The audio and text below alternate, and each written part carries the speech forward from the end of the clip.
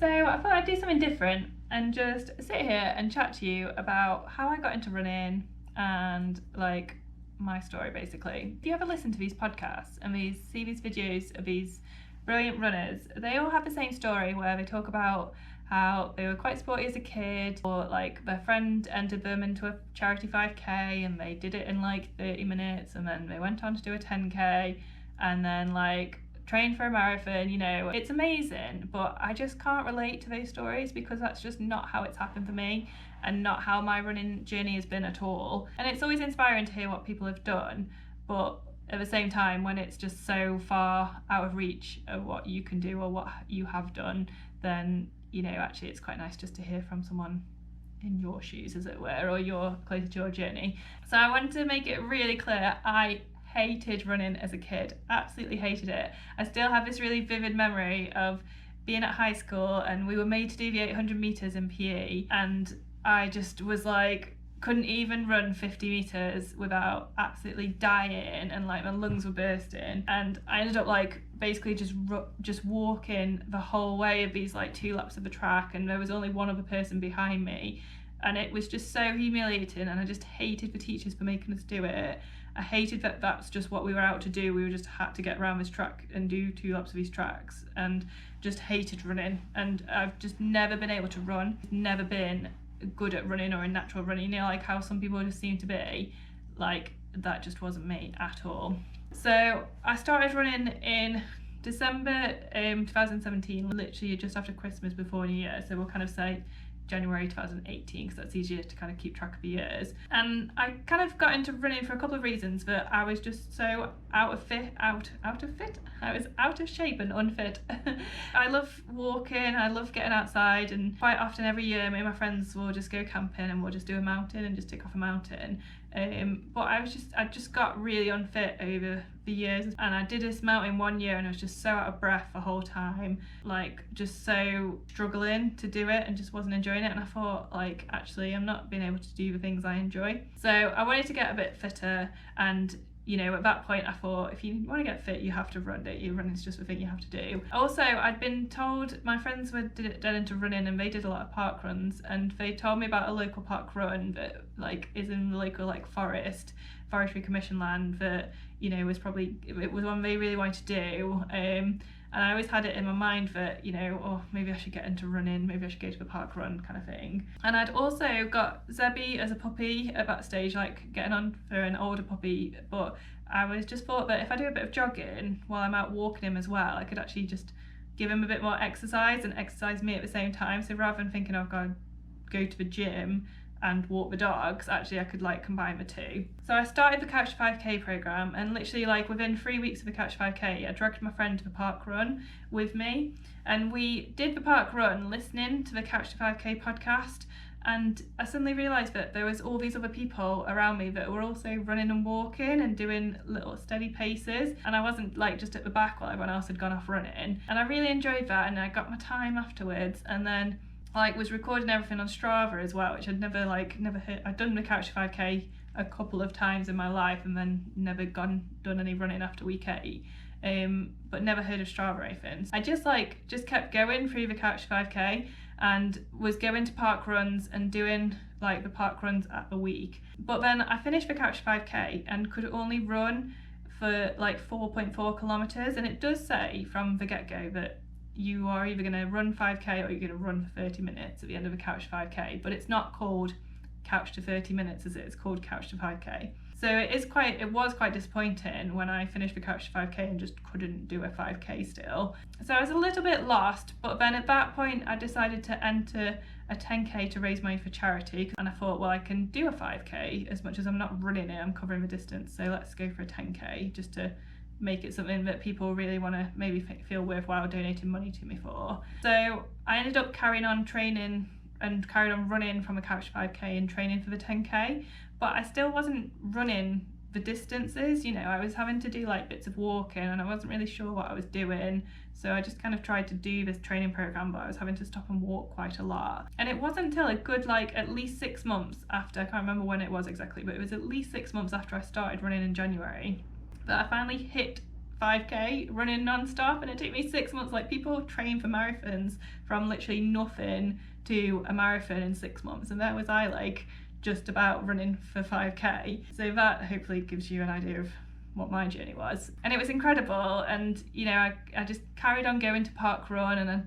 my times like came down a little bit at a time, but you know, it was just, I was just enjoying myself most importantly, but also like frustrated that I was struggling and wasn't really sure where I was going. But I did this 10k, I did the 10k training, and just sort of carried on from there. And there was like a good kind of bunch of months, but I can't really remember what I was doing. I wasn't really doing anything, but I was just going out and running maybe twice a week or 3 times a week, and I was running with the dogs, and I was walking when I needed to. But I was just finding a love for like just having that time to exercise myself and exercise the dogs. And you know, it was really tough at times, but I'd gained a bit of fitness by that point, but I thought, well, I don't want to stop and give up what I've got. But also I was like, you know, like I said, I wasn't even running a 5k non-stop. I did maybe a couple of more 5ks without walking, and then I was quite quickly back to having to walk again. But I just muddled on and just muddled my way through. And eventually at one point, I don't know when it was, but at one point in 2018, I said, I'm going to enter a half marathon next year.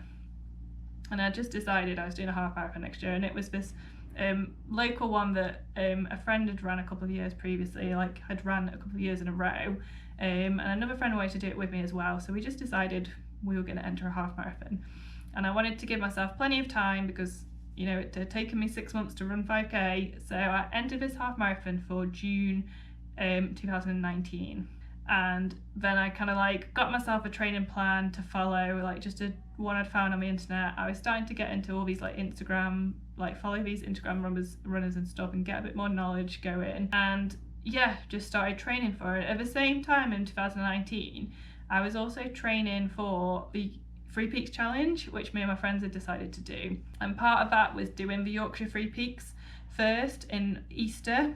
So that was like something that I was aiming for, which I've already done the Yorkshire Three Peaks before, but I wanted to like get myself as fit as possible and get training for that. So in January 2018, which is 12 months after when I first started running, I was starting to train for a half marathon. And at that point, my longest runs were probably like 7 miles, you know, maybe not even that, like 10Ks were like my longest runs a year after running. But I just followed this training program, and at one point I also found the brilliant Jeff Galloway program and the Girls But Jeff Facebook group, and just learned all about run walking. And here were these bunch of people that were just run walking on purpose, like from the get-go, and that's how they ran. And I was struggling so much to just run non-stop. I just couldn't do it, basically, for whatever reason. I just couldn't do it.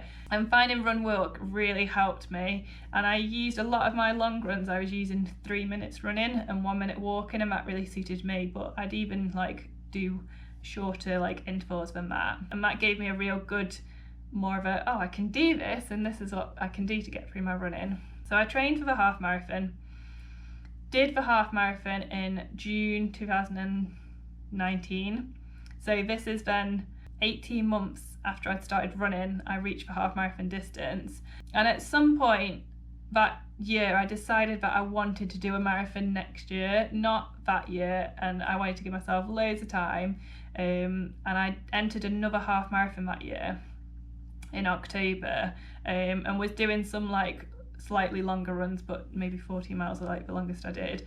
I was finding a love as well of being off-road with running, because I live on a farm and I run on the farm, so it's like trails anyway, and the training was for my Yorkshire Three Peaks and was for like mountains and the Three Peaks Challenge. So, you know, I was just more and more wanting to keep my running to trails and get out into different bits of the countryside and explore different places. And also in like the summer of 2019, I really learnt about ultras. I watched all these people on YouTube going out there and doing ultras, and watched their stories and like watched their Instagram stories and stuff, and just thought like, wow, that's cool. That's something I want to do one day. And the first ultra that ever appealed to me was the Limestone Way, because it covers like the Limestone Way from start to finish. And I just thought, how cool is it to just go out and start and finish a long distance footpath? And also like the Spine Race covering the Pennine Way from start to finish. I just thought that's pretty cool to be able to sit back and say, I've done the whole of that footpath from start to finish in like one go. So yeah, so I started looking towards like the end of last year, 2019. I started looking for the marathon that I wanted to do. And I finally decided the one I was going to enter was I can't really pronounce it, I think it's called Cybi, Cybi, Coastal Marathon. It's around Anglesey. It's around like the tiny little island of Anglesey. And it just follows the coastal path all the way around. And when I saw it, I was like, that is cool. And that goes from start to finish, like round this little island, all on trail, on the coastal path. I love Anglesey anyway. So that is what I entered. And I also, in my mind, was like, but ultramarathons are going to come at some point, but I just couldn't find the right one. And I was a little bit anxious that I hadn't done a marathon yet either.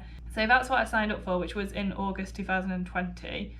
So in January 2020, I kind of started my marathon training plan, and I went for a real long progressive marathon training plan rather than these like 12-week ones.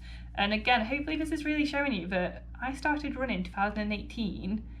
It took me 18 months to do my first ever half marathon, and then we're talking way over 2 years to do my first marathon, but that is just the time I needed and the time it took me. It's like partly like the time I chose to need, but I could not have pushed and rushed it, or I certainly wouldn't have enjoyed trying to push on at all, because I just couldn't run basically. I was running and I was out there going for runs, but like the longest to date now I have ran without having a walking break is a 10k, and it took me like 1 hour 20. That's like the slowest kind of ploddy non-stop 10k I've ever done, and I haven't ran further than that without a walk. But actually I'm okay with that, because I am covering distances now with walking breaks that I never thought I'd be able to cover distances, and my body is getting fitter and is getting better. And the thing with me with running as well is the longer I've been doing it for, and like the gains in fitness that I have got, I just think I don't want to stop and let this go now.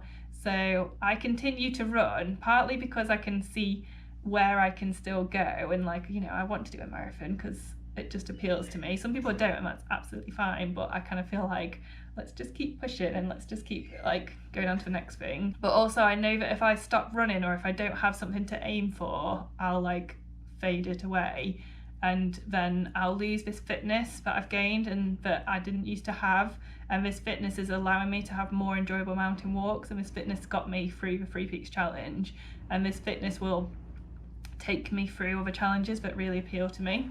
So the marathon I entered was cancelled, unfortunately. Well, it's kind of a right decision with the whole COVID situation. But there is a long distance footpath that runs through our farm, and that is the thing I was starting to have in the back of my mind as a challenge to take on as a plan B. And to do it self-supported would be pretty cool, and quite a big kind of prove to myself of, you know, I've gone out there and done that myself. So yeah, so here we are, like 2.5 years from when I started running, and I am training for my first marathon. And that's just like how my journey's been till now, and will continue to go from here, really. And actually, I think for me, when I compare myself or look at other runners and look at what they've achieved, the runners that have been running for like 5 years and have just done like consistent, like maybe 2 ultramarathons that year, or they've done like an amount of marathons at 5 years of running, that to me is more realistic with my kind of running progress. And kind of I can look ahead now and be like, yeah, that's the base that it just needs building on for me and is being built on. And actually, like, I just try not to look at the runners that have been running for like 12 months and have just smashed a load of stuff out in 12 months, and that's really great and it should be celebrated. But actually it just couldn't be for me. It just wasn't going to be. It was just never was never going to happen that way. And I've learnt more, and actually I've had like the tiniest little niggle, and then that's it in terms of injuries ever. So maybe like doing it how I've done it has benefited me in the long run. But everyone's different and everyone's journey is different, and like I said, this journey might relate to some people like other people's journeys I can't relate to.